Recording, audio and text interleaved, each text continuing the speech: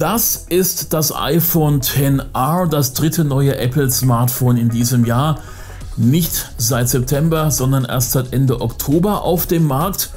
Tja, und wir haben uns das Gerät mal kurz angesehen. Es hat ein 6,1 Zoll großes Display, liegt von der Größe her also zwischen den beiden anderen neuen iPhone-Modellen. Und das Display hat auch einen Nachteil.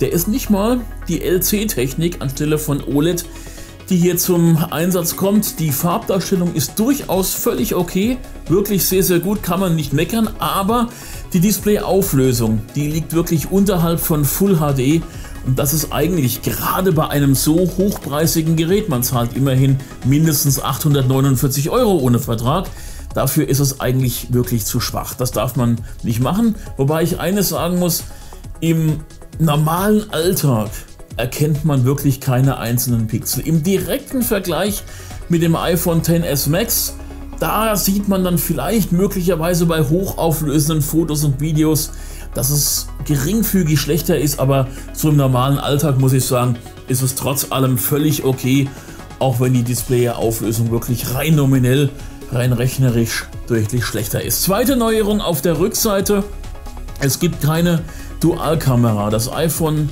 XR hat nur eine Kameralinse auf der Rückseite, 12 Megapixel. Es ist die gleiche Linse, die auch als Weitwinkellinse sozusagen bei den beiden anderen neuen Smartphones von Apple zum Einsatz kommt. Es fehlt aber eben die zweite Linse, mit der man dann zum Beispiel den optischen Zoom realisieren könnte, wer damit leben kann.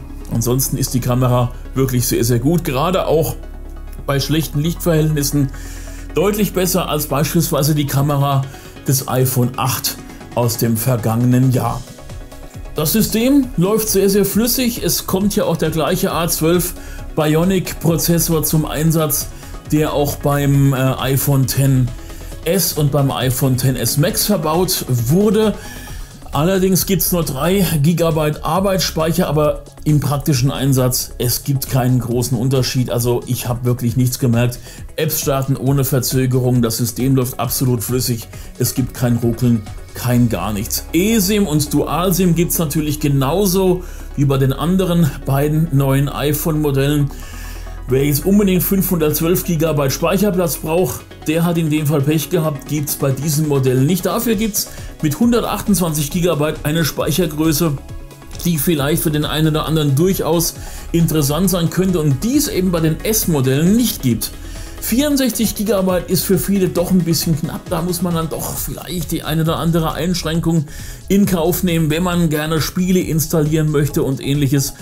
Diese Einschränkungen, kann man bei den S-Modellen nur umgehen, wenn man dann gleich 256 GB Speicher wählt.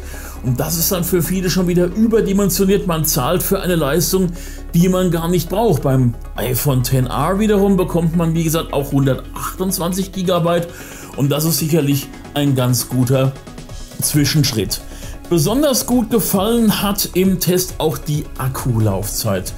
Im standardisierten teltarif.de Test lag das so bei 6 ¾ Stunden ungefähr. Im normalen Alltag, muss ich ehrlich sagen, 2 Tage überhaupt kein Problem. Kommt man ohne weiteres mit einem Akku hin. Besser noch die Akkulaufzeit als beim iPhone XS Max, das ich jetzt seit September im Prinzip als Daily Driver im Alltag verwende und somit auch den direkten Vergleich zur Verfügung habe. Alles in allem betrachtet, gute Verarbeitung, echtes iPhone-Feeling. Man muss jetzt wirklich nicht sagen, das ist das Billigmodell. Man muss auch jede Menge Abstriche in Kauf nehmen. Das muss man nicht. Das System läuft flüssig, die Hardware ist schnell.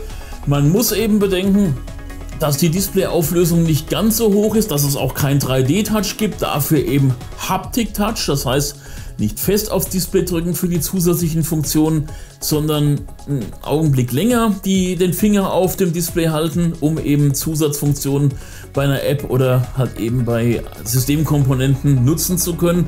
Und eben die Änderung bei der Kamera, das sind so die wesentlichen Unterschiede. Dafür ist das Gerät aber auch deutlich günstiger als iPhone XS oder erst recht iPhone XS Max. Ja, das einige Eindrücke zum neuen iPhone, zum dritten neuen Smartphone, das Apple in diesem Jahr auf den Markt gebracht hat.